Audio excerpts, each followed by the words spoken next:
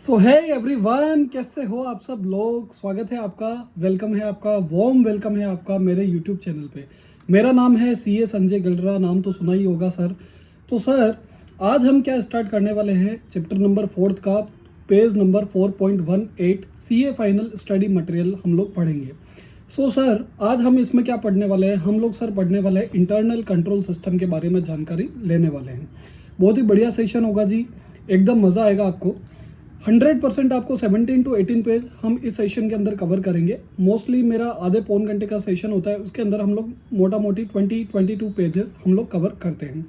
सो आपका इसके अंदर भी अराउंड 17 to 20 पेजेस आपका कवर हो जाएगा।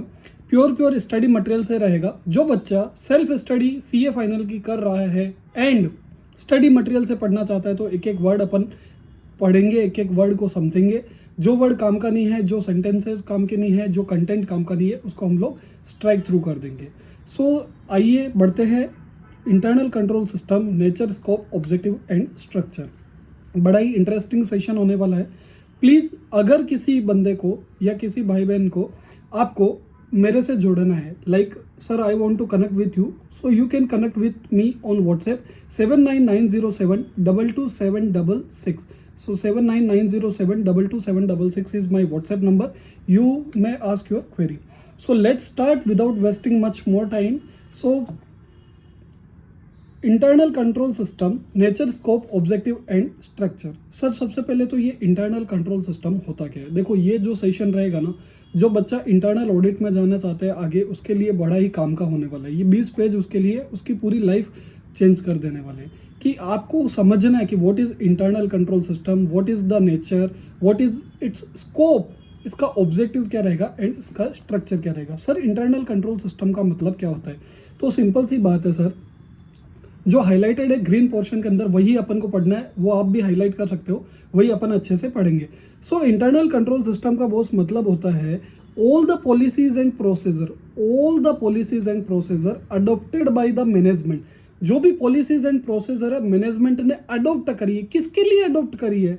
टू असिस्ट, ये हेल्प करेंगे policies and procedure in achieving management objective. Management के ऑब्जेक्टिव को हेल्प करेंगे अचीव करने में। अच्छा, क्या क्या मैनेजमेंट का आज क्या ऑब्जेक्टिव रहेगा। आज मैं अगर आपको पूछता हूँ, आप अपना बिजनेस स्टार्ट करना चाहते हो, तो आज आपका क्या ऑब्जेक्टिव रहेगा कि सर मैं प्रॉफिट कमाऊँ, मेरा बिजनेस स्मूथ चले। तो ऐसी पॉलिसीज एंड प्रोसीजर जो मैनेजमेंट अडोप्ट करता है फॉर एंश्योरिंग और फॉर अचीविंग दीज ऑब्जेक्टिव। क्या क्या ऑब्जेक्टिव रहेंगे सर? सर सबसे पहला हमारा रहेगा the orderly and efficient conduct of its business. Obvious सी बात है, मैनेजमेंट का प्राइमा फेसी ऑब्जेक्टिव है। दूसरा, जो बिजनेस को चलाने वाली एसेट्स है, जो बिजनेस के लिए लगने वाली एसेट्स है, वो क्या रहे? सेफगार्ड्स रहे। उनको मैं क्या कर सकूँ? प्रिवेंट कर सकूँ और डिटेक्ट कर सकूँ। किससे? फ्रॉड एंड एरर से। सो बेसिकली मेरा बिजनेस इजीली चले। दूसरा, बिजनेस से लगने वाली जो एसेट्स है उसको मैं सेफगार्ड कर सकूँ। एंड तीसरा, मैं प्रिवेंट कर सकूँ एंड डिटेक्ट कर सकूँ अपने बिजनेस के अंदर fraud and error. Fourth one is accuracy and completeness कर सकूँ मैं अकाउंटिंग रिकॉर्ड्स की, एंड टाइमली प्रिपेयर कर सकूँ reliable financial information. So boss, आज मुझे ये लाइन समझ के, ये लाइन पढ़ के मुझे इतना समझ आता है कि मुझे क्या क्या करना है। मुझे ऑर्डरली एंड एफिशिएंटली कंडक्ट करना है अपने बिजनेस को। दूसरा, मुझे क्या करना है? मैनेजमेंट की पॉलिसी से अधेर रहना है। ठीक है। दूसरा, आज अगर मुझे ऑर्डरली कंडक्ट करना है बिजनेस, तो मेरे बिजनेस में जो लगने वाली एसेट्स है उसको मैं सेफगार्ड कर सकता हूँ। तीसरा, बिजनेस करूंगा तो फ्रॉड एंड एरर होने के भी चांसेस रहेंगे, उनको भी मैं प्रिवेंट एंड डिटेक्ट कर पाऊंगा। अब अगर मैं बिजनेस चलाऊंगा तो मुझे टैक्स भी भरना पड़ेगा, बहुत सारे कंप्लाइंसेस भी फुलफिल करने पड़ेंगे। तो उसके लिए मुझे क्या मेंटेन करना पड़ेगा? Accounting records. तो उनको मैं क्या कर सकूँ? एक्यूरेट बना सकूँ एंड कंप्लीट बना सकूँ एंड टाइमली प्रिपेयर कर सकूँ फाइनेंशियल इन्फॉर्मेशन। बोलो बच्चों, लाइक कर देना अगर आपको ये पैरा समझ में आ गया कि सर इंटरनल कंट्रोल सिस्टम होता क्या है। सिंपल सा ये हाईलाइटेड पोर्शन पढ़ना है। ऐसे 315 डिफाइन करता है internal control system as the process designed, implemented and maintain by TCWG management and other personal to provide.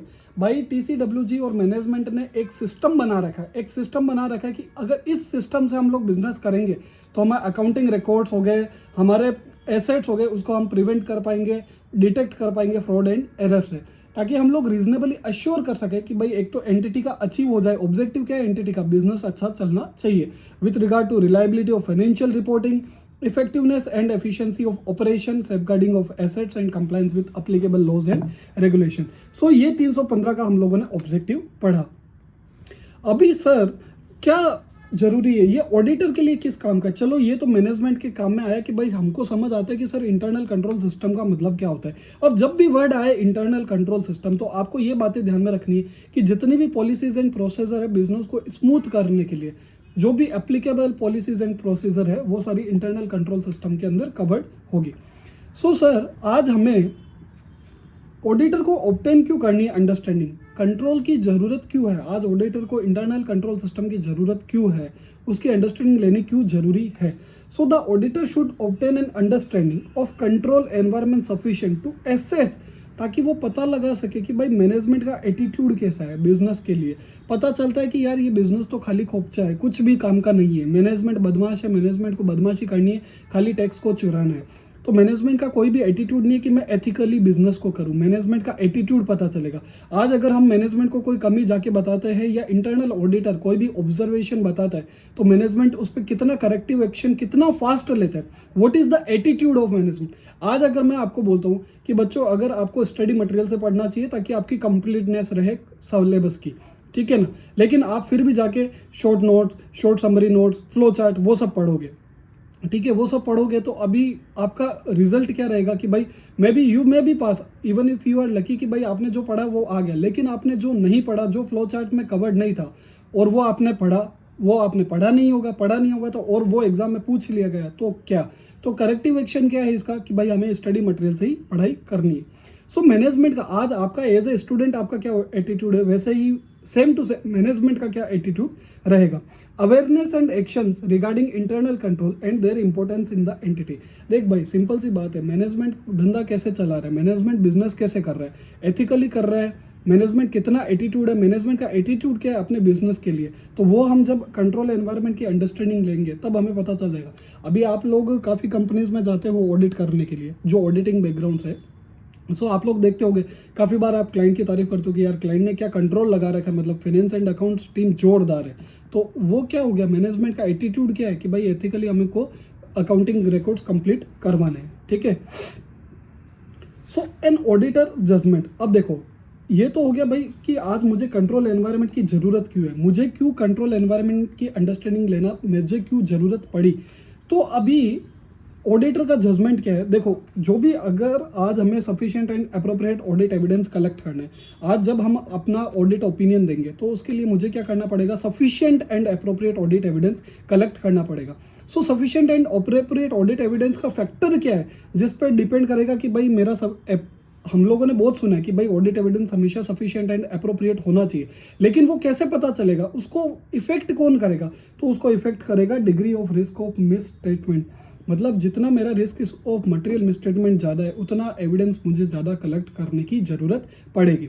The auditor should obtain audit evidence. Auditor कैसे ऑब्टेन करेगा audit evidence, test of control भी कर सकता है भाई, अगर risk and control matrix बना रखी है तो वो कंट्रोल टेस्टिंग भी करेगा, और to support any assessment of control risk, ताकि वो पता लगा सके कि भाई कंट्रोल रिस्क तो कोई है नहीं ना, और the lower the assessment of control risk more evidence the auditor should obtain. पता चलता है कि यार रिस्क एंड कंट्रोल मैट्रिक्स भी डॉक्यूमेंटेड नहीं है तो फिर ऑडिटर को क्या करना पड़ेगा, वाउचिंग वेरिफिकेशन करनी पड़ेगी, ठीक है ना।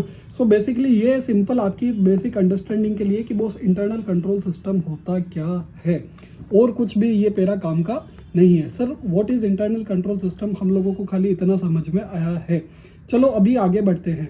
अभी while obtaining audit evidence about the effective operation of internal control, while obtaining audit evidence about the effectiveness of internal control, जब आपको क्या करना है कि भाई जो इंटरनल कंट्रोल है, जैसे सपोज मेरी ये रिस्क है, इस रिस्क को कंट्रोल, जैसे सपोज रिस्क है, मेरी रिस्क क्या है कि I will fail in CA final exam, उसके लिए मैंने कंट्रोल क्या लगा रखा है कि I will read out from study material से पढ़ाई करूँगा, प्रैक्टिस टेस्ट दूंगा, मॉक टेस्ट दूंगा, और ये सब करूँगा। तो ये रिस्क है मेरा और इसके लिए मैंने कंट्रोल क्या लगा रखा है, ये कंट्रोल लगा रखा है। तो ये क्या कंट्रोल एक्चुअल में, चलो कंट्रोल तो तुमने सोचा तो था when you were planning for CA final exam, तो तुमने सोचा था कि ठीक है ये मैं चीज़ करूँगा, लेकिन क्या ये एक्चुअली इम्प्लीमेंट हो रही है? मतलब तुम एक्चुअली स्टडी मटेरियल से पढ़ रहे हो, तुम एक्चुअली प्रैक्टिस टेस्ट दे रहे हो या नहीं दे रहे हो, तो वो ऑडिटर को चेक करना है। सेम टू सेम, थोड़ा सा फनी हो गया होगा एग्जाम्पल आपके लिए, बट ठीक है। So while obtaining audit evidence about the effectiveness of internal control, how they were applied, कैसे अप्लाइड किया, मतलब यहाँ पे हाउ दे वर अप्लाइड कि भाई ये कंट्रोल है, ये कंट्रोल मैंने कहाँ से जाना? एक तो मेरा प्रायर एक्सपीरियंस, मतलब मैं कंटिन्यूसली फेल होता जा रहा हूँ सी एग्जाम्स के अंदर। दूसरा, मैंने अब मेरे सीनियर से पूछा कि भाई मुझे क्या पढ़ने चाहिए, तो उस सीनियर का एक ही जवाब था, भाई तू एसएम करके चला जा, उसके बाहर कुछ भी नहीं आएगा। तो मैंने सीनियर से गाइड ली। The consistency which they were applied, अब मैं क्या करता हूँ, 7 डेज़ का मैंने प्लान बनाया, एक दिन मैं पढ़ता हूँ 10 घंटे, दूसरे दिन मैंने 2 घंटे पढ़ाई की, तो कंसिस्टेंसी नहीं है प्लान के अंदर। सो अगर मुझे ये प्लान एग्जीक्यूट करना है तो मुझे क्या करना पड़ेगा, हर दिन 10 घंटे तो कम से कम पढ़ना पड़ेगा।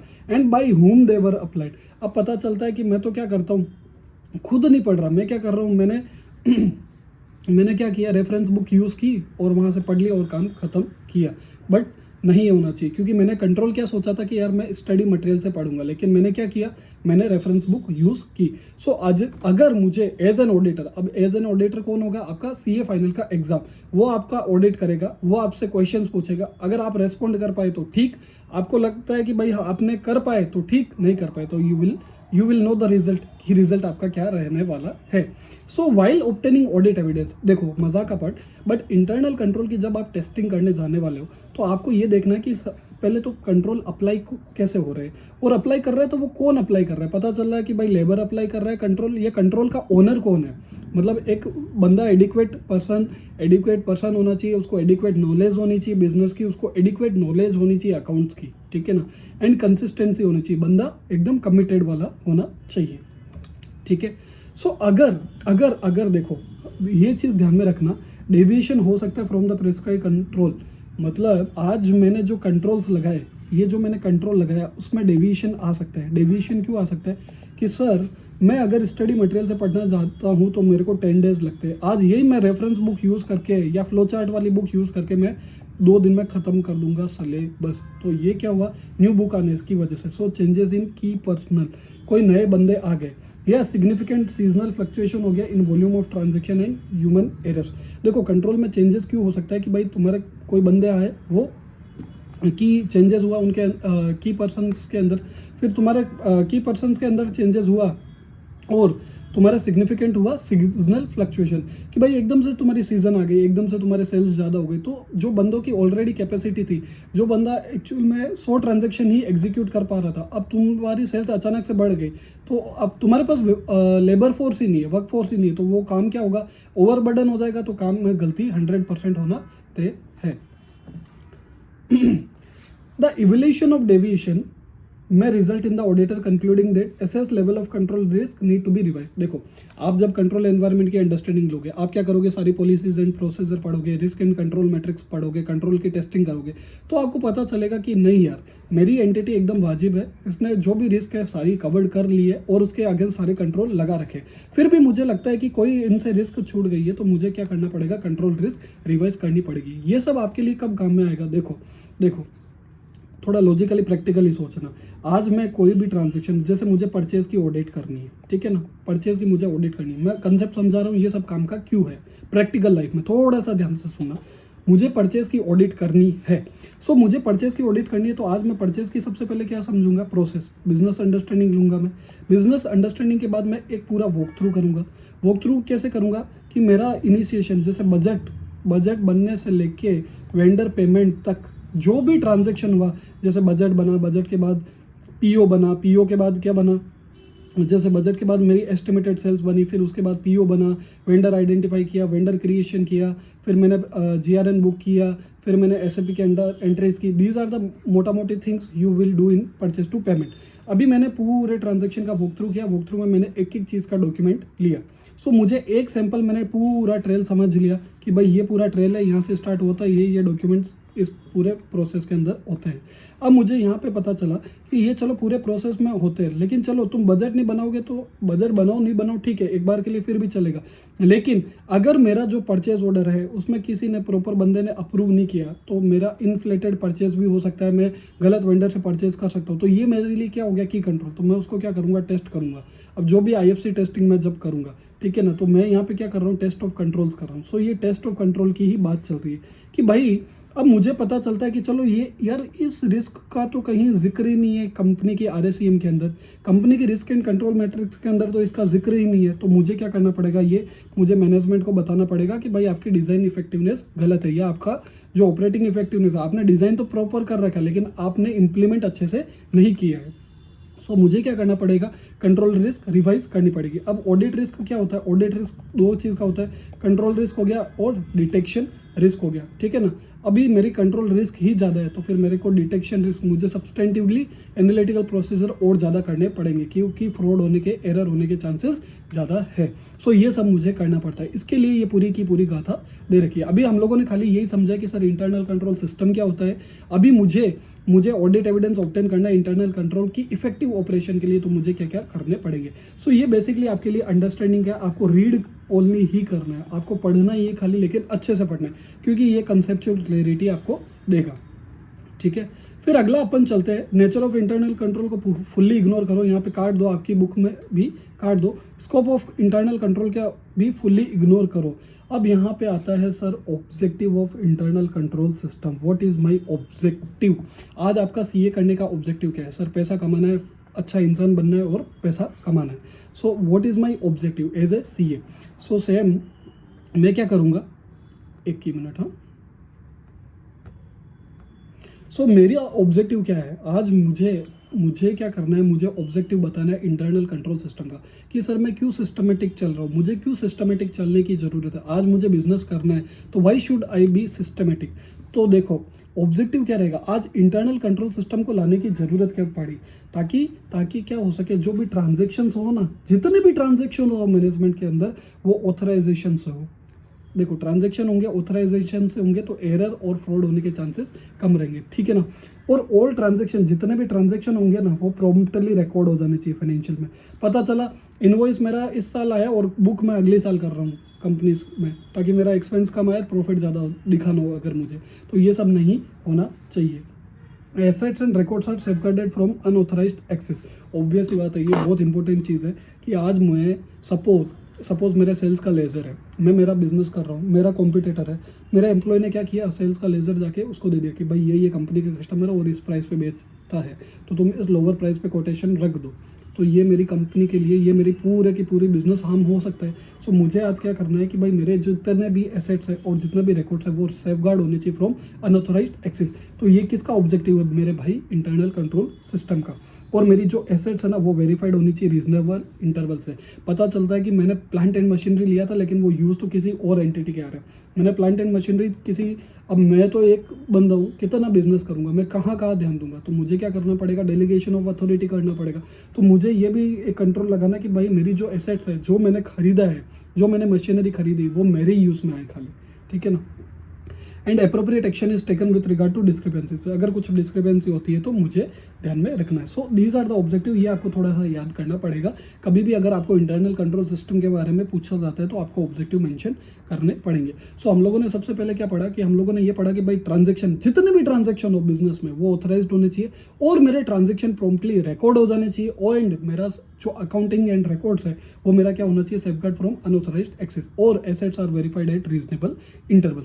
अभी मुझे क्या बोलना है कि भाई मेरे, सिंपल सी बात है, ये भी एक इसी से को रिलेटेड है कि भाई मेरा कंट्रोल ऑब्जेक्टिव बेसिकली क्या है कि ट्रांजैक्शन एक तो रिकॉर्ड होना चाहिए, रियल रिकॉर्डिंग होनी चाहिए कि भाई ट्रांजैक्शन होने चाहिए ना वो रियल है, एक्चुअली मैंने गुड्स और सर्विसेज ऑब्टेन करी है। दूसरा, प्रॉपर्ली वैल्यूएशन किया है, ऐसा नहीं कि मैंने 10 रुपये का माल खरीदा और मैंने उसको 20 रुपये पर रिकॉर्ड कर दिया। रिकॉर्ड भी टाइमली हो जाना चाहिए और प्रॉपरली पोस्टिंग भी प्रॉपरली हो जानी चाहिए और properly classified and disclosed and properly summarise. So basically transaction record होना चाहिए और जो रिकॉर्ड हो रहा है वो रियल होना चाहिए, रियल हो तो प्रॉपरली वैल्यूड होना चाहिए, प्रॉपरली वैल्यूड हो तो टाइमली रिकॉर्ड हो जाना चाहिए, और टाइमली रिकॉर्ड हो रहा हो तो प्रॉपरली जगह पोस्टेड कर देना चाहिए कि भाई एक्सपेंस है तो एक्सपेंस के अकाउंट में करो, रेवेन्यू है तो रेवेन्यू के अकाउंट में करो, और फिर प्रॉपरली आप क्लासीफाई एंड डिस्क्लोज करो अपने एनुअल रिटर्न के अंदर, और प्रॉपरली आप इसको क्या कर सकते हो, समराइज कर सकते हो। तो यहाँ तक मेरा काम खत्म होता है कि सर मेरा कंट्रोल का ऑब्जेक्टिव क्या है। हम लोगों ने ये देखा कि इंटरनल कंट्रोल सिस्टम का हमारा ऑब्जेक्टिव क्या है, वापस से पढ़ते हैं कि सर ट्रांजैक्शन है वो ऑथराइज्ड होने चाहिए, प्रॉम्प्टली रिकॉर्डेड होने चाहिए एंड सेफगार्ड होना चाहिए from unauthorised access and assets are verified at reasonable intervals. इतना मुझे समझ आता है, और मुझे ये ध्यान में रखना है कि मेरे जितने भी ट्रांजैक्शन है वो रिकॉर्ड होने चाहिए, रियल होने चाहिए, प्रॉपरली वैल्यूड होने चाहिए। अगर रिकॉर्ड टाइमली हो रहे तो उनको प्रॉपरली पोस्टिंग भी करनी है और प्रॉपरली क्लासिफाइड एंड डिस्क्लोज भी करना है एंड मुझे प्रॉपरली समराइज भी करना है। अभी एक चीज़ ध्यान में रखना कि चलो तुम लोग इंटरनल कंट्रोल बना तो रहे हो, लेकिन इसकी लिमिटेशंस भी है। कुछ तुम्हारी लिमिटेशंस तो आएगी ना। आज मुझे कोई बोल दे कि सर आपको तो ऑडिट भी पढ़ाना है, आपको तो एफआर भी पढ़ाना है, आपको तो एसएफएम भी पढ़ाना है, तो एक बंदा हर सब्जेक्ट में हर फील्ड में एक्सपर्टाइज नहीं हो सकता। चलो वो ऑडिट एंड एफआर पढ़ाता है क्योंकि मैं स्टैट्यूटरी ऑडिट करता हूँ, सो मैं ऑडिट एंड एफआर पढ़ा सकता हूँ। क्या मैं एसएफएम पढ़ा सकता हूँ एक बार के लिए, पर्टिकुलर टाइम के लिए? आई कांट, मतलब मैं तीनों सब्जेक्ट एक साथ नहीं पढ़ा सकता मैं भी। So there is potential. So internal control system की भी कुछ लिमिटेशंस है कि भाई उसके कुछ डिसएडवांटेजेस है। तो समझते हैं डिसएडवांटेजेस क्या है। अब पता चलता है कि मैं ये जो सिस्टम बना रहा हूँ, इतना डेलीगेशन ऑफ अथॉरिटी, मैनेजमेंट का ऑथराइजेशन और ये सब, साला पता चलता है कि ये तो यार मेरा जो मैं कमा रहा हूँ उससे ज़्यादा तो मेरे को इस सिस्टम की लाने की कॉस्टिंग बैठ रही है। तो cost of an internal control does not exceed the expected benefit. मेरा ऐसा नहीं होना चाहिए कि कॉस्ट ना एक्सीड हो जाए एक्सपेक्टेड बेनिफिट से। तो ये चीज़ तुमको ध्यान में रखनी है। और देखो काफ़ी बार क्या होता है कि अब अनयूजुअल ट्रांजैक्शन तो कैसे भी हो सकता है। फ्रॉड, अगर परपिट्रेटेड फ्रॉड हो तो उसके लिए वो एक रिस्क है, वो इनहेरेंट रिस्क है, उसके लिए आप कंट्रोल नहीं लगा सकते। अभी सपोज इस एग्जांपल को मैं जैसे इस पॉइंट को समझाने के लिए कि internal control do not tend to be directed at transaction of unusual nature. अब जब आप सीए फाइनल की प्रिपरेशन करते हो तो आप ये प्रिपरेशन आप इस बेसिस पे करते हो कि मैं तो फेल होने ही वाला हूँ। आपने प्लान भी तो बना ही रखा होगा कि भाई मैं अगर फेल हो गया तो ठीक है, फेल हो गया तो, लेकिन अनयूजुअली आपने प्रिपरेशन भी अच्छी की, आपने स्टडी मटेरियल भी पढ़ा, आपने प्रैक्टिस टेस्ट भी दिए, आपने मॉक टेस्ट भी दिए, आपने आईसीए की आरटीपी एमटीपी और पास्ट ईयर के क्वेश्चन पेपर भी पढ़े, फिर भी आप फेल हो जाते हो तो दिस इज अनयूजुअल। ये रिस्क को तो आपने कहीं कवर ही नहीं किया था, या अनएक्सपेक्टेड पेपर आ जाए तो फिर आप क्या करोगे। थर्ड वन इज कल्यूजन हो जाए, कल्यूजन हो जाए विद एम्प्लॉइज और with parties outside the entity. पता चलता है कि मेरा जो मेजर कस्टमर है, जिससे मेरा इतना रिलेशन है, जिसको मेरी 80% सेल होती है, वो कस्टमर से ही मेरा झगड़ा हो गया, तो फिर मेरा बिजनेस का क्या होगा, गोइंग कंसर्न खतरे में आ जाएगा। Person responsible for exercising an internal control could abuse that responsibility. ये सबसे बड़ा खतरा है। पता चलता है कि मैं प्रमोटर हूँ कंपनी का, मैंने किसी को बोला कि भाई तू मेरा CFO है और जितने भी ट्रांजैक्शंस होंगे कंपनी के अंदर वो तू ऑथराइज करेगा। अभी पता चलता है कि वो भाई ने भी अनाप शनाप अपने बैंक अकाउंट में डाल दिए पैसे, क्योंकि उसके तो क्या जाता है। सो उसने अपनी रेस्पॉन्सिबिलिटीज़ का क्या किया, मिसयूज़ किया। Manipulation by management with respect to transaction और एस्टिमेट्स एंड जजमेंट। देखो भाई मैनिपुलेशन तो हो ही सकता है एस्टिमेट के अंदर, कि आज मैं हमेशा एक क्लासिक एग्जांपल देता हूँ कि आज मुझे पता चलता है कि मेरे एम्प्लॉय का टर्नओवर कितना है, 10%, ठीक है ना। अभी मुझे ग्रेचुइटी का वैल्यूएशन करना है और मैंने उसमें दिखा दिया 20% दिखा दिया, तो एक्सपेंस मैंने क्या दिखा दिया, ओवर स्टेटेड एक्सपेंस मैंने ज़्यादा दिखा दिया, तो मेरा प्रॉफिट क्या हो गया, कम हो गया। So this is the thing. अभी स्ट्रक्चर ऑफ इंटरनल कंट्रोल, अभी आप लोगों ने लिमिटेशन पढ़नी, आपको ये समझ आ गया कि सर ऑब्जेक्टिव क्या होता है। देखो लिमिटेशन एक बार वापस दोहरा लेते कि भाई कॉस्ट बेनिफिट से एक्सीड नहीं होना चाहिए, सॉरी कांट एक्सीड, हाँ बराबर है, कॉस्ट कांट एक्सीड बेनिफिट। और अनयूजुअल जो नेचर ऑफ ट्रांजैक्शन उसके ऊपर तो इंटरनल कंट्रोल बैठा हुआ नहीं है। कल्यूजन हो सकता है एम्प्लॉयज़ का। जो पर्सन रेस्पॉन्सिबल है for maintaining internal control system, वही फ्रॉडुलेंट निकला, वही पता चलता है कि वो भाई ने भी क्या कर दिया कि गफला कर दिया। And manipulation by management with respect to estimates. अब मेरा आता है स्ट्रक्चर ऑफ इंटरनल कंट्रोल, बड़ा ही जोरदार है। स्ट्रक्चर ऑफ इंटरनल कंट्रोल में आपको थोड़ा हेड पॉइंट्स पे ज़्यादा ध्यान देना है कि आज मुझे इंटरनल कंट्रोल सिस्टम बनाना है, मुझे ड्राफ्ट करना है, मेरे बिजनेस के अंदर ये सिस्टम लाना है, तो इसका स्ट्रक्चर क्या रहेगा। जैसे मैं बोलता हूँ ना, आज आज मुझे कोई गाड़ी परचेस करनी है तो उसका क्या स्ट्रक्चर है, सेडान है, एसयूवी है या कैसा है। तो आज इंटरनल कंट्रोल सिस्टम का क्या स्ट्रक्चर है, तो उसका सबसे फॉरमोस्ट कंपोनेंट है सेग्रीगेशन ऑफ ड्यूटीज। आप इंटरनल कंट्रोल सिस्टम ला रहे हो ना, तो आपको सेग्रीगेट करनी पड़ेगी ड्यूटीज डिफाइन करनी पड़ेगी कि भाई तू ट्रांजेक्शन को प्रिपेयर करेगा, तू एग्जीक्यूट करेगा, वो अप्रूव करेगा, उसके बाद उसका नंबर आएगा अप्रूव करने का। So transaction processing are allocated to different person in such a manner that no person can carry out the single transaction. मतलब पूरा sales to receivable single person नहीं कर सकता, वो चीज़ ध्यान में रखना। ये सबसे बड़ा इंपॉर्टेंट एस्पेक्ट है for implementing internal control system. देखो फॉलोइंग फंक्शंस आर सेग्रीगेटेड, जैसे ऑथराइजेशन तू हो गया, एग्जीक्यूशन तू करेगा, फिजिकल कस्टडी तू रखेगा और maintenance of record and document x person रखेगा। ठीक है ना। देखो पेरियोडिक ड्यूटीज भी ऑल्सो रिलायबल है। फिर दूसरा हो गया मेरा ऑथराइजेशन ऑफ ट्रांजेक्शन। ठीक है ना, कि भाई ट्रांजेक्शन को ऑथराइज कौन करेगा, तो ये सेम टू सेम यही चीज़ होगी कि तुमको डेलीगेट करनी पड़ेगी authority. Adequacy of record and document, मुझे इंटरनल कंट्रोल सिस्टम ला रहा हूँ ना, तो डॉक्यूमेंट एंड रिकॉर्ड मेरे एडिक्वेट होने चाहिए कि जो भी ट्रांजैक्शन एग्जीक्यूट हुआ है ना, वो मैनेजमेंट की जनरल और स्पेसिफिक ऑथराइजेशन के हिसाब से होना चाहिए और करेक्ट अमाउंट पे ही रिकॉर्ड होना चाहिए और क्लासिफाइड भी होना चाहिए अप्रोप्रिएट अकाउंट में और record in accordance with applicable accounting standard. So basically मैं क्या बोलना चाह रहा हूँ कि जो भी मेरे रिकॉर्ड्स एंड डॉक्यूमेंट्स हैं, जैसा अपन ने ऊपर पढ़ा था कि भाई मेरे ट्रांजैक्शन है वो क्या होना चाहिए, मैनेजमेंट की गाइडलाइंस के हिसाब से होना चाहिए, करेक्ट अमाउंट पे होना चाहिए, क्लासिफाइड भी अप्रोप्रिएट अकाउंट में होना चाहिए और अप्रोप्रिएट पीरियड क्या होना चाहिए, और जो ट्रांजैक्शन रिकॉर्ड हो रहे हैं ना, वो in accordance with applicable accounting standard या अकाउंटिंग पॉलिसी के हिसाब से होने चाहिए। और आप जो रिकॉर्ड कर रहे हो ना ट्रांजैक्शन का, वो फैसिलिटेट करें मेंटेन अकाउंटेबिलिटी फॉर एसेट। भाई पर्सन ये रेस्पॉन्सिबल है, ये बंदा रेस्पॉन्सिबल है, और प्रोटेक्ट होना चाहिए अनऑथराइज्ड एक्सेस से, और सफिशिएंट डिस्क्रिप्शन हो एसेट्स का, और location should also be maintain. So ये चीज़ हम लोगों ने समझी। देखो एडिक्वेसी रिकॉर्ड एंड डॉक्यूमेंट की जबरदस्त पता चलेगी ना भाई, मैनेजमेंट का ऑथराइजेशन भी है, करेक्ट अमाउंट पे भी रिकॉर्ड हो रहा है, अप्रोप्रिएट अकाउंट भी हिट हो रहा है, रिकॉर्ड हो रहा है in accordance with applicable accounting standard, facilitate कर रहे हो आप, मेंटेन अकाउंटेबिलिटी भी दे रहे हो उसको, अनऑथराइज्ड एक्सेस से भी बचा रहे हो। सो ये मेरा हो गया मेरा स्ट्रक्चर ऑफ कंट्रोल, बड़ा ही जोरदार, बड़ा ही शानदार होगा। Accountability and safeguarding of assets, आपको सेफगार्डिंग तो रखना ही है अपने एसेट्स का, आपको खुद को, आपको ऐसे खुद को कि भाई मेरी एसेट्स है तो मेरे लिए यूज़ में आनी चाहिए, तो उसका मुझे क्या करना पड़ेगा, पेरियोडिक रिकन्सिलेशन करवाना पड़ेगा कि आज मैंने 1 अप्रैल 2022 को मैंने इतनी एसेट्स खरीदी थी, इतनी मैंने बेची, इतना मेरा डिप्रिसिएशन लगा, इतना मेरा closing should be match with physical verification report.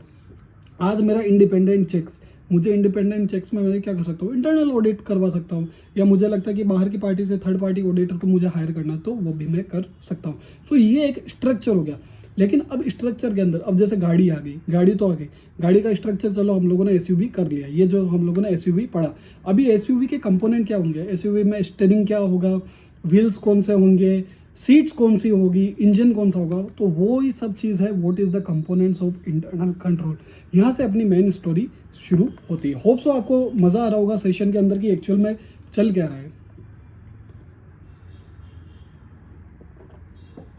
ये जब आप खुद भी पढ़ोगे समझ आ जाएगा, लेकिन एक वो बोलते हैं ना लॉजिकल फ्लो, एक मज़ा आना चाहिए पढ़ते पढ़ते। मैं लिटरली आपको बोल रहा हूँ, ये 17-18 पेज जब भी मैं आपको यहाँ क्लास में आने से पहले 3-4 बार अच्छे से पढ़ता हूँ कि भाई और कुछ इसमें हो सकता है, और कुछ वैल्यू एडिशन हो सकता है। तो आप ऐसा नहीं है कि आपको एक बार में पढ़ते ही समझ आ जाएगा, अपन इतने भी धुरंधर नहीं है। तो कभी भी आप कोई भी टॉपिक किसी भी रेफरेंस बुक का यूज़ करो, तो आपको कभी भी लो फील नहीं होना चाहिए कि यार मैंने तो एक बार पढ़ा मुझे समझ ही नहीं आया।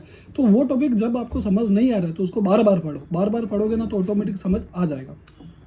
अभी सर कंपोनेंट क्या है मेरे इंटरनल कंट्रोल के, मैं जो इंटरनल कंट्रोल सिस्टम लेके आया हूँ। देखो इंटरनल कंट्रोल सिस्टम क्या होता है, all policies and procedure adopted by management, ताकि वो धंधा अच्छे से कर सके और अकाउंटिंग भी अच्छे से कर सके। तो इंटरनल कंट्रोल के मेरे कंपोनेंट क्या रहेंगे, जैसे मेरी गाड़ी अच्छे से चल सके।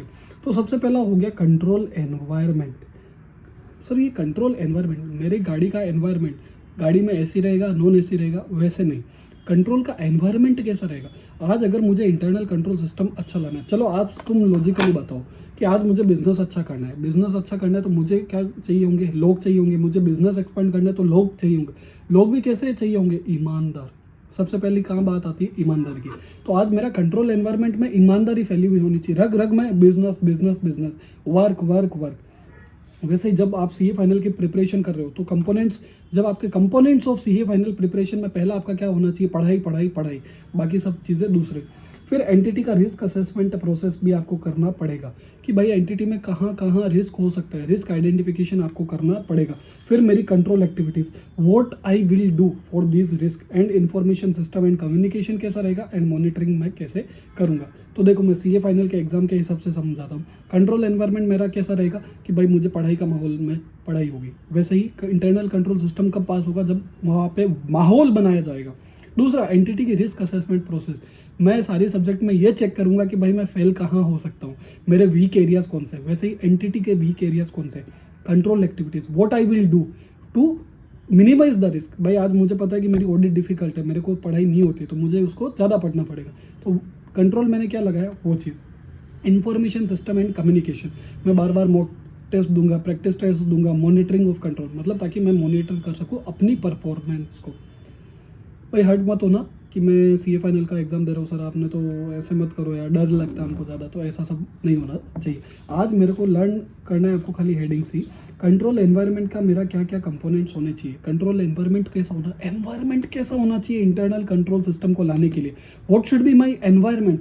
एकदम एनवायरनमेंट जोरदार होना चाहिए कि सर एक तो इंटीग्रिटी एंड एथिकल वैल्यूज, सब लोग ईमानदारी से काम करें, सब लोग एथिकल हो, एकदम ज़बरदस्त, जो प्रैक्टिकली पॉसिबल नहीं है। सारे के सारे लोग होशियार हो, कॉम्पिटेंट हो, ऑल द लोग आर कॉम्पिटेंस।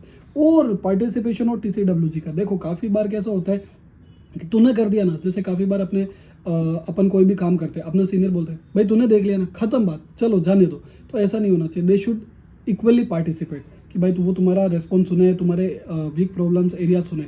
फिर मैनेजमेंट की फिलोसॉफी एंड ऑपरेटिंग स्टाइल पे भी डिपेंड करेगा तुम्हारा कंट्रोल एनवायरनमेंट। मैनेजमेंट अगर पूरा ग्रोथ पे है, उनको ग्रोथ भी करनी है, खुद की भी करनी है और एम्प्लॉयज़ की भी करनी है, तो मैनेजमेंट का philosophy and operating style. Organisation का स्ट्रक्चर तुमने कैसे बना रखा है, तुमने बहुत ज़्यादा कॉम्प्लेक्स कर रखा है कि तुम एक बंदे हो, तुमको 10 बॉस को रिपोर्ट करना है, तो इट विल बी, मतलब इट विल हेम्पर ऑर्गेनाइजेशन की ग्रोथ भी एज वेल एज इंडिविजुअल की ग्रोथ भी। Assignment of authority and responsibility, तुम्हें पता है कि तुमको क्या काम करना है। देखो काफ़ी बार क्या होता है कि अपन यूँ फंस जाते हैं, कॉर्पोरेट में भी काफ़ी बार ऐसा होता है कि अपने को साला पता ही नहीं होता कि करना क्या है, उसके चक्कर में अपनी लग जाती है। ह्यूमन रिसोर्स की पॉलिसीज एंड प्रैक्टिसेस, देखो हमारे लिए आज अगर आदमी होगा तो भी हम लोग बिजनेस कर पाएंगे, आदमी नहीं होगा तो हम लोग बिजनेस कैसे कर पाएंगे। सो ये हमारे कुछ पॉइंट्स थे, तो ये हमारे कुछ पॉइंट्स थे कि भाई आज कंपोनेंट्स हम लोगों ने पढ़ा, तो कंपोनेंट्स इंटरनल कंट्रोल में हम लोगों ने सबसे पहले पढ़ा कि कंट्रोल एनवायरनमेंट में सर क्या क्या होना चाहिए। तो एक ईमानदारी होनी चाहिए, एथिकल वैल्यूज़ होनी चाहिए, बंदा जो ईमानदार है वो कंपिटेंट भी होना चाहिए। खाली ईमानदारी से क्या चलेगा, पता चला कि भाई वो तो 10वीं फेल है, तो हम क्या करेंगे उस बंदे का, भले ही कितना भी ईमानदार क्यों ना हो। टीसीडब्ल्यूजी जो हमारा सीनियर है वो भी क्या होना चाहिए, उसका फुल्ली पार्टिसिपेशन होना चाहिए। और मैनेजमेंट की जो फिलोसॉफी एंड ऑपरेटिंग स्टाइल है काम करने की, वो भी ज़बरदस्त होनी चाहिए। ऑर्गेनाइजेशन का स्ट्रक्चर भी क्या होना चाहिए, सिंपल होना चाहिए और उसकी साइज के अकॉर्डिंग ऑर्गेनाइजेशन का स्ट्रक्चर होना चाहिए। Authority and responsibility properly define कर देनी चाहिए एंड ह्यूमन रिसोर्स की पॉलिसीज एंड प्रोसीजर डॉक्यूमेंटेड होनी चाहिए। सिंपल सी बात है।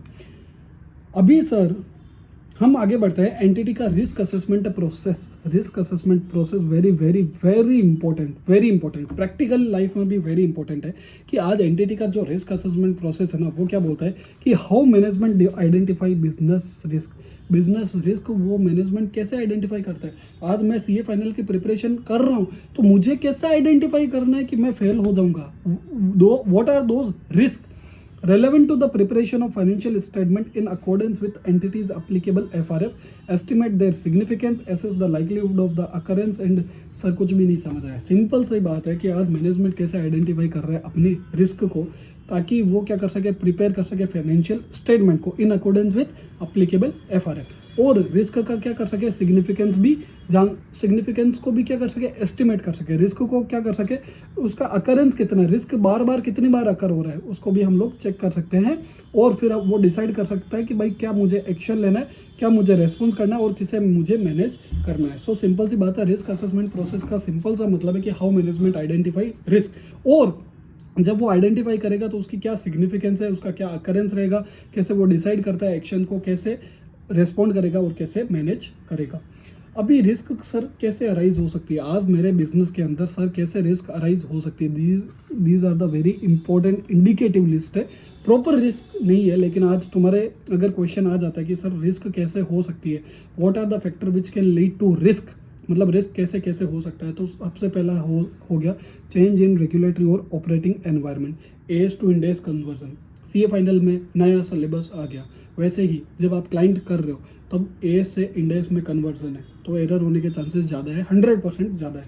नया बंदा आया, न्यू पर्सनल कम, तो क्या करोगे, क्योंकि उसको तो इतना अंडरस्टैंडिंग नहीं होगा, ऑब्वियसली बात है उससे एरर होना कन्फर्म है। न्यू और रिवेम्ड इंफॉर्मेशन सिस्टम, तुमने क्या किया, इतने टाइम तुम टेली ऑपरेट कर रहे थे, फिर तुम लोग हो गए शिफ्ट SAP के अंदर, तो तुम्हारा एरर 100% आएगा।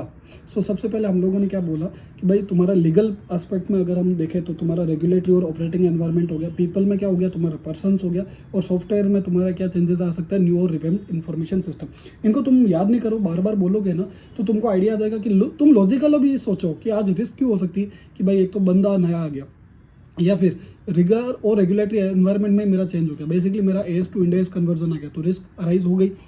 इंफॉर्मेशन सिस्टम भी नया ले, अकाउंटिंग सिस्टम भी नया लेके आ गए, या फिर पता चलता है significant and rapid expansion of operation. इतने टाइम मेरी कंपनी खाली पानी बेच रही थी, अभी उसने बिजली भी बेचना चालू किया, पावर सेल भी चालू कर दिया। सो ये क्या आ गया, एक नया सेगमेंट, एंटिटी के लिए भी नया, हमारे लिए भी नया, तो ये एक रिस्क का फैक्टर हो सकता है। इनकॉर्पोरेटिंग नई technology into production process, production हम लोग सोच रहे थे कि भाई इतने टाइम तक 80-90% 95% प्रोडक्शन इन द लाइन हो रहा था, अभी नई टेक्नोलॉजी ला दी और प्रोडक्शन अचानक से चला गया 120%, 130%। So what is the logic, तो ये भी एक फ्रॉड होने के चांसेस हैं। न्यू बिजनेस मॉडल आ गया, प्रोडक्ट्स आ गया, या एक्टिविटीज़ आ गए, या फिर कॉर्पोरेट रिस्ट्रक्चरिंग हो गई कि भाई हमने किसी कंपनी को मर्ज कर लिया, या किसी कंपनी ने हमको मर्ज कर लिया, तो वो सारी चीज़ें भी हो सकती हैं। एक्सपेंडेड, हम लोगों ने फॉरेन एक्सपोर्ट करना चालू कर दी, सो व्हाट आर, उसमें भी रिस्क हो सकती है कि भाई हम लोगों ने फेमा गाइडलाइंस फुलफिल नहीं की, या हम लोगों ने फिर किसी कस्टमर का बिना क्रेडिट रेटिंग चेक करे हम लोगों ने क्या कर दिया, उसको सेल कर दिया, करोड़ों का माल सेल कर दिया, पता चले वो तो रिसीव होने वाला ही नहीं है। या फिर नया अकाउंटिंग प्रोनाउंसमेंट आ गया, बेसिकली यहाँ पे भी जैसे कि भाई AS टू इंड AS आ गया, या फिर तुम्हारा इंड AS से उसका कंपनी को IFRS में भी रिपोर्टिंग करनी पड़ेगी। So these are the things which में लीड टू रिस्क, जहाँ पे रिस्क अराइज हो सकती है, ठीक है ना। सो चेंजेस इन रेगुलेटरी और ऑपरेटिंग एनवायरनमेंट हो गया। देखो क्या मेरे आज मैं बोलता हूँ कि सर रिस्क कैसे कैसे आ सकती है, तो भाई सिंपल सी बात है कि तुम्हारा चेंज हुआ रेगुलेटरी और ऑपरेटिंग एनवायरनमेंट में, नया बंदा आया, बिजनेस में चेंजेस हुआ, इंफॉर्मेशन सिस्टम नया आया, कोई नई टेक्नोलॉजी आई, कॉर्पोरेट रिस्ट्रक्चरिंग हुआ, या फिर कोई बिजनेस मॉडल या प्रोडक्ट आया, या एक्सपांडेड फॉरेन ऑपरेशन हो गए, या न्यू अकाउंटिंग प्रोनाउंसमेंट आ गया। एक बार वापस से कि भाई तुम्हारे चेंजेस हो गया इन रेगुलेटरी और ऑपरेटिंग एनवायरनमेंट, नया पर्सन आया, या न्यू और revamped information system and significant and rapid expansion of operation, या फिर तुम लोगों ने नई कॉर्पोरेट की नई टेक्नोलॉजी तुम लोग लाए, नया बिजनेस तुम लोग लाए, कॉर्पोरेट रिस्ट्रक्चरिंग की, तुम्हारा फॉरेन ऑपरेशन को एक्सपांड किया, या फिर तुम लोगों ने नई अकाउंटिंग प्रोनाउंसमेंट लेके आए। So these are the things जहाँ से मेरी रिस्क आ सकती है। हम लोग क्या पढ़ रहे थे सर, हम लोग पढ़ रहे थे कंपोनेंट्स कि भाई आज मेरी गाड़ी में क्या क्या आएगा, तो गाड़ी में मेरा कंट्रोल एनवायरनमेंट मैंने चेक कर लिया, एंटिटी के रिस्क असेसमेंट प्रोसेस के बारे में जान लिया। अब मैं क्या करूँगा, activities, I will take action, तो मैं क्या क्या इन सिस्टम इंप्लीमेंट करूँगा, मैं परफॉर्मेंस रिव्यू करूँगा। जैसे ऑर्गेनाइजेशन में KPIs होते ना कि भाई तुम्हारे सेल्स टीम को तुमको दे दिया जाता है कि तुम्हारा अगर सेल्स 100% से 150% होता है तो तुमको उस हिसाब से बोनस मिलेगा। So these are the KPIs, review and analysis of actual versus budget, simple सी बात है। दूसरा इन्फॉर्मेशन की जो प्रोसेसिंग है, basically individual general IT control हो गए, तुम्हारे इंडिविजुअल एप्लीकेशन वाले कंट्रोल हो गए, तो वो जो कंट्रोल्स है वो बराबर काम कर रहे हैं या नहीं कर रहे, तो वो एक एक्टिविटी का पार्ट बनेगा। फिर मैं फिजिकल कंट्रोल भी लगाऊंगा ताकि मैं भाई फिजिकल वेरिफिकेशन कर सकता हूँ, इन्वेंटरी का, एसेट्स का, पीपल का भी, as well as segregation of duties में कंट्रोल एक्टिविटीज परफॉर्म करूंगा। मतलब ये जो मेरी रिस्क है उसके अगेंस्ट मैं ये काम कर सकता हूँ, ठीक है ना। अब लास्ट में आता है सर, लास्ट टॉपिक आता है हमारा इंफॉर्मेशन सिस्टम का। सर आपने इतना जल्दी बता दी, हाँ भाई खाली हाईलाइटेड है ना उसको पढ़ो और कुछ भी नहीं करना है। तुम इतना भी पढ़ लोगे ना, मतलब जो बाकी स्टूडेंट्स है जो रेफरेंस बुक यूज करके भी पढ़ रहे हैं ना, तो वो उतना भी नहीं पढ़ रहे होंगे। तो तुम लोग स्टडी मटेरियल पढ़ रहे हो यार, स्टडी मटेरियल का कॉन्फिडेंस अलग लेवल का होता है। Sir information system including the related business processes relevant to financial reporting and communication. So sir information system का मतलब आप क्या बोलना चाहते हो? Information system relevant to financial reporting objective, simple सा याद कर लो अपने SAP या टेली को, दोनों क्या है अपने लिए भगवान है। आज अगर ये नहीं होते तो अपन की, या फिर आज एक्सेल हो गया, आज अगर ये नहीं होता तो अपनी बुरी वाली वाट लग जाती है। सिंपल सी बात है, सीधी बात है। क्यों? क्योंकि ये क्या करते हैं, आइडेंटिफाई करते हैं एंड रिकॉर्ड करते हैं ऑल वैलिड ट्रांजेक्शन आइडेंटिफाई करना, रिकॉर्ड करना, ट्रांजेक्शन को सफिशिएंट डिटेल में भी लिखते हैं, क्योंकि हम लोग नरेशन भी लिख देते हैं कि भाई ये ट्रांजेक्शन हुआ, इस प्राइस पे हुआ, इसका ये रेशनल है था, ठीक है ना। प्रॉपर क्लासिफिकेशन भी कर देते हैं कि भाई ये एक्सपेंस है मेरा, ये एक्सपेंस है तो वो कौन से पर्टिकुलर कौन से सेगमेंट का एक्सपेंस है, कॉस्ट सेंटर बना देते हैं हम लोग, मेजर करते हैं हम लोग value of transaction, proper monetary value आ जाए हमारी, डिटरमाइन करते हैं हम लोग टाइम पीरियड का, और प्रॉपरली प्रेजेंट करते हैं हमारे ट्रांजेक्शन को। So basically these are the things, मतलब इंफॉर्मेशन सिस्टम जहाँ हमको हेल्प करता है। देखो जितना क्वालिटी रहेगा ना सिस्टम जनरेटेड इन्फॉर्मेशन का, उतना ही मैनेजमेंट डिसीजन भी अच्छा रहेगा। सो ये लाइन्स यही बोलना चाहती है, और कम्युनिकेट भी तुम लोग इजीली कर पाओगे। देखो जितना इन्फॉर्मेशन सिस्टम जो तुम्हारा अकाउंटिंग सॉफ्टवेयर वगैरह है, जितना तुम्हारा अच्छा रहेगा ना, उतना तुम लोग अच्छे से काम कर पाओगे। अब आगे मेरी बात आ गई सर मॉनिटरिंग ऑफ कंट्रोल की। इसमें कुछ भी नहीं है, इसमें सिंपल सा ये बोला है कि भाई management monitoring of control include considering whether they are operating as intended.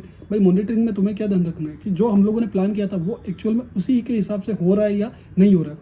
जैसे मैंने सीए फाइनल की प्रिपरेशन का जब मैंने टाइम टेबल बनाया था, जो एक्चुअली कभी भी हम लोग नहीं कर पाते। अब ये सीए फाइनल का हम लोगों ने टाइम टेबल बनाया था कि मैं 2 महीने के अंदर फर्स्ट एक बार में का सिलेबस खत्म कर दूंगा, फर्स्ट रिवीजन कंप्लीट कर दूंगा।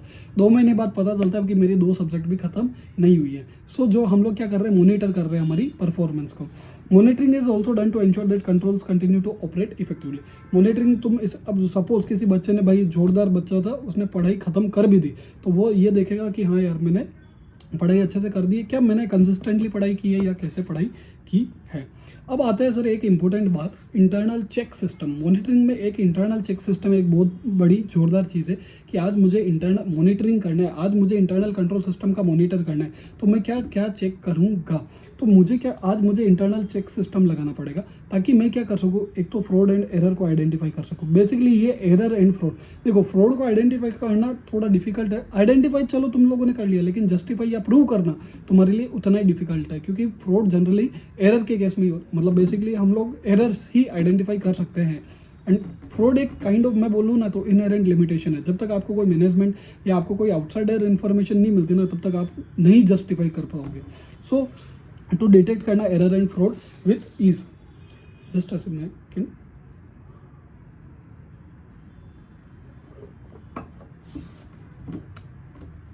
और आज इंटरनल चेक सिस्टम लाने का फायदा क्या होगा, चलो एरर एंड फ्रॉड तो हो गया, तुम क्या कर सकते हो, अवॉइड एंड मिनिमाइज कर सकते हो error and fraud by any staff भी अगर कोई एरर एंड फ्रॉड करे तो उसको भी मिनिमाइज करना, इंक्रीज करना एफिशिएंसी किसकी, स्टाफ की, लोकेट करना where actual fraud and error occur. So ये पूरा का पूरा जो है ना, ये पूरा एरर एंड फ्रॉड पे ही डिपेंडेंट है। सो मैं अगर इसको थोड़ा सा हटाऊं सब कुछ, सो सर हम क्या बोलना चाह रहे हैं, आज इंटरनल कंट्रोल सिस्टम है, उसका सबसे पहला ऑब्जेक्टिव क्या है, तुम आज क्यों चेक करो सर, इंटरनल सिस्टम को चेक करने का ऑब्जेक्टिव क्या है, व्हाट इज़ द पर्पस, मतलब आप क्या हासिल करना चाहते हो। हासिल हम ये करना चाहते हैं कि हमको ये पता चल सके कि भाई एरर एंड फ्रॉड हो रहा है या नहीं हो रहा है, तो हम लोग डिटेक्ट कर सकते हैं। दूसरा, हम लोग अवॉइड एंड मिनिमाइज कर सकते हैं पॉसिबिलिटी किसकी, एरर एंड फ्रॉड की, ठीक है ना। हम लोग फिर क्या करेंगे, हम लोग ये भी देख सकते हैं कि भाई हम लोग कर सकते हैं लोकेट कर सके कि भाई ऐसे एरियाज या ऐसा स्टेजेस जहाँ पे एक्चुअल फ्रॉड और एरर हो सकता है। सो ये एरर का था, ये एरर और फ्रॉड, मतलब एरर और फ्रॉड दोनों का था। सो ये 3 चीज़ें हमारी एरर एंड फ्रॉड से हुई। फिर हम लोग जो स्टाफ है उसकी हम लोग क्या कर सकते हैं, एफिशिएंसी चेक कर सकते हैं, ताकि इंटरनल चेक सिस्टम से फिर हम लोग ये भी देख सकते हैं कि भाई हमारा ऑब्जेक्टिव है कि भाई हमारी जो ईमानदारी जिस पे ये बिजनेस की जो नींव है वो हमारी प्रोटेक्ट रहे, तो इंटीग्रिटी ऑफ बिजनेस का भी प्रोटेक्शन मिले हमको, एंड प्रिवेंट एंड अवॉइड कर सके हम मिस अप्रोप्रिएशन और एम्बेजलमेंट ऑफ कैश का। देखो कैश एक सेंसिटिव चीज़ है, अगर कोई उसको चोरी करके ले गया तो ले गया। सो इफेक्टिवनेस, आज अगर मुझे इंटरनल चेक लगाना है, सो हम लोगों ने ये पढ़ लिया कि सर इंटरनल चेक सिस्टम का ऑब्जेक्टिव क्या रहेगा, बेसिकली हमारा एरर एंड फ्रॉड को आइडेंटिफाई करना, डिटेक्ट करना, लोकेट करना कहाँ एरिया हो रहा है, स्टाफ की एफिशिएंसी को इंक्रीज करना और हमारे बिजनेस की इंटीग्रिटी को बचाना basically. So internal check system कितना इफेक्टिव रहेगा, कब इफेक्टिव रहेगा, जब आप क्लैरिफाई कर दोगे क्या रेस्पॉन्सिबिलिटी को, वर्क को डिवाइड कर दोगे, स्टैंडर्डाइजेशन कर दोगे एंड अप्रेजल करोगे टाइम टू टाइम, सैलरी अच्छी दोगे।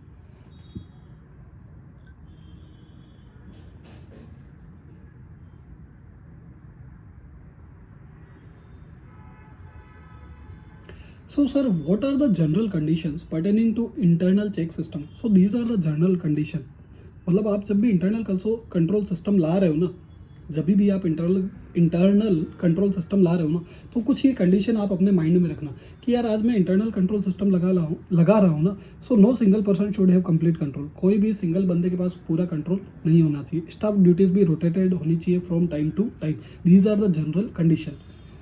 Staff should be encourage to go on leave at least once a year. ये आपको याद करना पड़ेगा, मतलब आपको बार बार याद करना पड़ेगा। इसकी कोई मेमोनिक्स नहीं है। आप ये देख सकते हो, चलो इसकी एक कहानी बना सकते हैं कि भाई एक किसी भी एक बंदे को सारा काम नहीं देना, ठीक है ना, उसकी ड्यूटीज़ भी रोटेट करनी है time to time.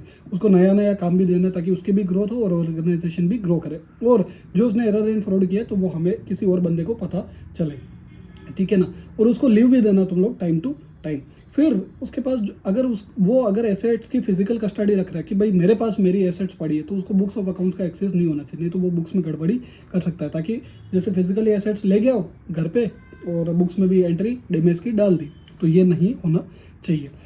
There should be in exist and accounting control in respect of each class of assets. Periodical inspection होना चाहिए। Mechanical devices should be used. Budgetary control should be exercise. Inventory taking का एक physical, जब आप physically verify कर रहे हो inventory को, तो ट्रेडिंग एक्टिविटीज़ नहीं होनी चाहिए। Financial and administrative power should be distributed very judiciously. Financial and distribution power है ना, एडमिनिस्ट्रेटिव पावर मतलब एडमिन वालों को देने, फाइनेंशियल के काम फाइनेंशियल वालों को देने। पेरियोडिक वेरिफिकेशन होना चाहिए और डिफरेंट सेक्शन का अकाउंटिंग रिकॉर्ड्स का कि भाई वो एक्यूरेट है या नहीं। तो आज मुझे अगर इंटरनल चेक लाना है तो देखो भाई, एक काम पूरे बंदे के पास नहीं होना चाहिए। उसकी ड्यूटीज़ भी रोटेटेड होनी चाहिए टाइम टू टाइम। उसको लीव भी प्रॉपर मिल जानी चाहिए। अगर उसके पास फिजिकल कस्टडी है एसेट्स की, तो उसको क्या नहीं देना है, बुक्स ऑफ अकाउंट का एक्सेस। उसके पास क्या होना चाहिए, अकाउंटिंग कंट्रोल होना चाहिए इन respect of each asset. Mechanical devices तुम यूज़ कर सकते हो। बजट बना सकते हो कि भाई इस बजट से ज़्यादा तुमको खर्चा नहीं करना है। फिजिकल वेरिफिकेशन करना चाहिए। फाइनेंशियल एंड एडमिनिस्ट्रेटिव पावर हो गया, एंड फिजिकल पेरियोडिकल वेरिफिकेशन हो गया। अभी सर हम लोग बात करते हैं ये जो पूरा का पूरा है ना, ये इंटरनल ऑडिट का एक सेपरेट चैप्टर है, तो ये आप वहाँ पे कवर हो जाएगा। अभी सर हम लोग बात करते हैं test your understanding 3 and test your understanding 4 की। चलो ये अपन पढ़ते हैं। किसी एक बच्चे का मेरे व्हाट्सएप पे कमेंट आया था कि सर आप टेस्ट योर अंडरस्टैंडिंग भी डिस्कस करो, तो लेट्स सी, हम लोग डिस्कस करते हैं इसका। Just give me a minute.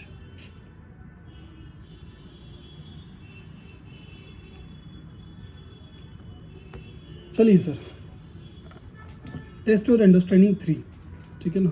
इसको ये मैंने रीड ओनली मार्क करा है, बट ठीक है,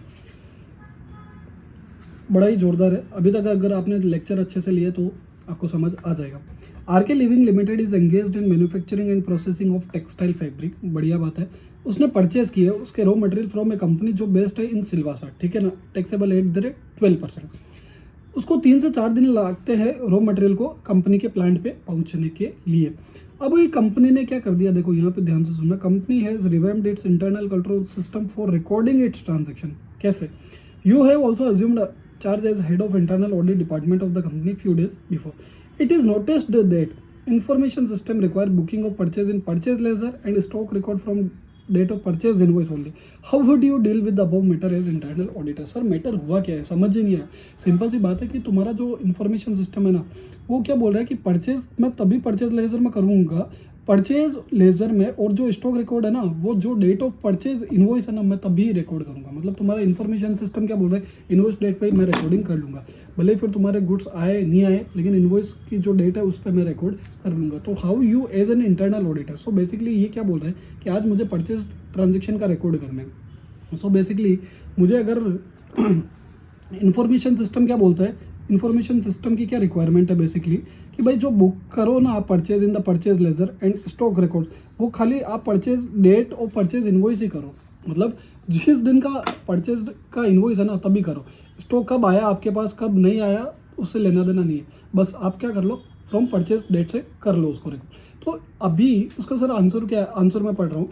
internal audit involves continuous and critical appraisal of functioning of an entity with a view to suggest improvement. भाई आज हम लोग इंटरनल ऑडिट क्यों करते हैं, ताकि हम लोग क्या दे सके, सजेशन दे सके कि भाई ये रिस्क की एरियाज है आपके, इस पर आपको कंट्रोल लगाना पड़ेगा, और हम लोग स्ट्रेंथन करेंगे ओवरऑल प्रोग्रेस को, बराबर। अभी ये इंटरनल सिस्टम हो गया। अभी इसमें in the given situation information system क्या की रिक्वायरमेंट क्या है कि booking of purchase in purchase ledger and stock record from date of invoice. Such a control system is likely to क्या बोल रहा है ये, present a distorted picture of stock in a company.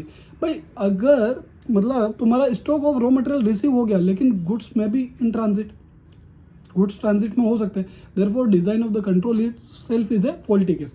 भाई तुमने मेरी परचेज इनवॉइस डेट कब होगी, suppose for an example invoice date मेरी कब होगी, जब सप्लायर उसके फैक्ट्री से बाहर माल निकाल देगा। तो मेरा इन्फॉर्मेशन सिस्टम में क्या बता रहा है कि मेरे को माल कब मिल गया, उसी डेट को, तो मैं उसी दिन रिकॉर्ड कर दूंगा। ऐसा नहीं होता है। So it is a wrong thing. तो आपको क्या करना पड़ेगा, मैनेजमेंट को करेक्टिव एक्शन इसका बताना पड़ेगा कि भाई डिजाइन इफेक्टिवनेस में ही आपकी गैप है। देखो आईसीआई क्या जोरदार क्वेश्चन पूछती है, practical scenario, purely practical scenario. A company, as a part of its internal control setup, has a system under which quarterly budgeted target in respect of sales are analyzed with respect to actual performance। मतलब budgetary control है। कैसे पता चला, क्योंकि अपन ने अच्छे से पढ़ाई करी। It also involves fixing responsibilities of different product departmental head and timely correction। मतलब different departmental head से क्या हुआ मेरा segregation of duties। ऐसे ही तुम कॉन्सेप्ट को लिंक करोगे ना, मजा आ जाएगा तुमको। In case of product departmental head not achieving quarterly budget target, they have to give a detailed justification। अगर भाई ने क्वार्टरली रिजल्ट अचीव नहीं किया तो उसको जस्टिफाई करना पड़ेगा। मतलब तुम सीए फाइनल में फेल हो गए इवन दो प्रिपरेशन के बाद, तो तुमको जैसे पेरेंट्स को जस्टिफाई करना पड़ता है। And also less down how shortfall would be compensated in ensuring quarter. मतलब ऑनगोइंग क्वार्टर में आप कैसे परफॉर्मेंस को इंप्रूव करोगे। Identify and explain component of internal control. बताओ, चलो कमेंट सेक्शन में जरूर बताओगे इसका क्या होगा। What is the component जो इसके अंदर इंक्लूडेड है, विच कंपोनेंट इज इंक्लूडेड। देखो भाई मैनेजमेंट ने रिस्क तो ऑलरेडी आइडेंटिफाई कर ली है, तो मैनेजमेंट ने क्या लगा रखा है, बजटरी कंट्रोल लगा रखा है। मैनेजमेंट ने क्या कर रखा है, सेग्रीगेशन ऑफ ड्यूटीज कर रखा है। तो ये दो चीज़ें करते ही आपको याद आना चाहिए कि भाई मैनेजमेंट ने रिस्क असेसमेंट प्रोसीजर तो लगा दिया, उसके बाद तो क्या हो रहा है यहाँ पे, क्या हो रहा है, ये control activities. So the above referred component of internal control is control activities. Control activities that may be relevant to an audit include policies and procedure that performance review हो गया तुम्हारा। मतलब बेसिकली ये जो मैं बजटरी कंट्रोल बोल रहा हूँ ना, बेसिकली इसका टेक्निकल वर्ड जो हम लोगों ने ऊपर पढ़ा था, ये परफॉर्मेंस रिव्यू हो गया एंड सेग्रीगेशन ऑफ ड्यूटीज हो गया। So these are the things. So आपका यहाँ पे खत्म हो गया। अभी हम लोग जो नेक्स्ट वीडियो आएगा उसमें हम review of system of internal control, next chapter में आपका ये चैप्टर, सॉरी नेक्स्ट वीडियो के अंदर आपका ये चैप्टर खत्म हो जाएगा। Sorry for the taking long breaks, but in December actually I am not available from 25 December to 28 December due to some personal reason. So after that I will surely upload the videos as soon as possible. So आपके 4 chapter मैंने already upload कर दिए हैं मेरे YouTube channel में। जिन बच्चों को, काफ़ी बच्चों के अप्रिसिएशन भी आया है कि सर अच्छा है, मज़ा आ रहा है, स्टडी मटेरियल से पढ़ रहे हैं, हम लोगों को कॉन्फिडेंस भी आ रहा है। देखो यार, आप लोग भी अगर अच्छे से लाइक करोगे, शेयर करोगे, सब्सक्राइब करोगे चैनल को, तो मुझे भी मोटिवेशन मिलेगा। आज मुझे क्या चाहिए कि हाँ यार एक्चुअली बच्चे लाइक कर रहे हैं, पता चल रहा है मैं वीडियो बनाते जा रहा हूँ लेकिन ना कोई लाइक है, ना कोई कमेंट है, ना कोई सब्सक्राइब है, तो उसका फ़ायदा नहीं है। तो आज अगर मुझे भी मोटिवेटेड रखना है, मुझे भी मेरा परफॉर्मेंस रिव्यू देना है, सो आपको क्या करना पड़ेगा, लाइक करो, अगर अच्छा लगता है तो लाइक भी करो, शेयर भी करो, कमेंट भी करो और सब्सक्राइब भी करो। Thank you so much. Hope so आपको मज़ा आ गया होगा, इंटरनल कंट्रोल सिस्टम आपको पूरा समझ आ गया होगा। अब आपको जाके सिंपल सा एक काम करना, फटाफट से एक फ्लैश रीडिंग कर लेनी, पूरे जितना अपन ने 17 पेज पढ़े ना उसकी फ्लैश रीडिंग कर लोगे ना, आपका ऑटोमेटिक कॉन्सेप्ट खत्म हो जाएगा, अच्छे से हो जाएगा। अब आपको खाली क्या करना है, देखो समझने का पार्ट आपने कर लिया, अभी आपको क्या करना है, बार बार पढ़ोगे तो आपका ऑटोमेटिक रोट लर्निंग भी हो जाएगा। ऑडिट को समझना भी है और फिर हम लोग रटेंगे भी सही। So thank you so much. Hope so आपको सेशन पसंद आएगा। Thank you so much. And कोई भी बच्चा, मैं वापस लिख देता हूँ मेरे नंबर 7990722766 पे आप क्या कर सकते हो, आप हमें हमारी क्वेरीज, आपकी क्वेरीज भेज सकते हो। Thank you so much. Bye bye, enjoy your day.